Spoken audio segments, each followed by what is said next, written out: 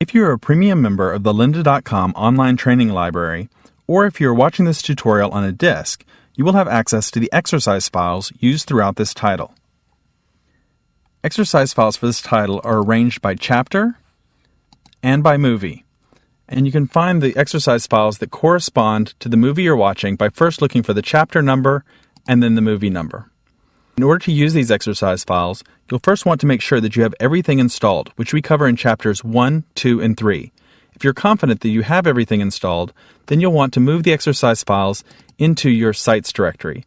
On a Macintosh, that's inside My User directory and inside Sites by default. And then you can simply drag the file in. I'll Option drag it, create a new copy, and rename it by removing the chapter and the movie numbers from the front. And now your files will be in the same state as mine. If you're using a Windows machine, in Chapter 3 I show you how to install WAMP, and WAMP will store those files in the C drive inside the WAMP directory inside www by default. In later chapters, we'll also begin working with databases, and in addition to the exercise files, which you can copy over to your Sites directory,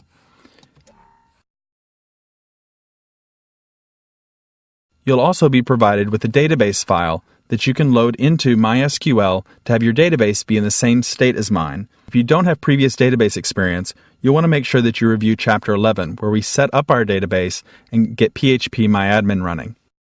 After that, you'll be able to use PHP MyAdmin to read in those database files. If you don't already have an existing database to load it into, you can create one from the front page of PHP MyAdmin. I'll create Widget Corp, and then hit Return, and it will open up a new database for you called Widget Corp.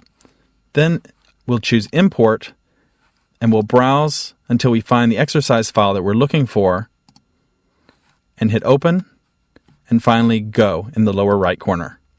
And that will import the tables so that now your database is in exactly the same state as mine. And once you have the same files and the same database, you'll be able to pick up and work right along with me.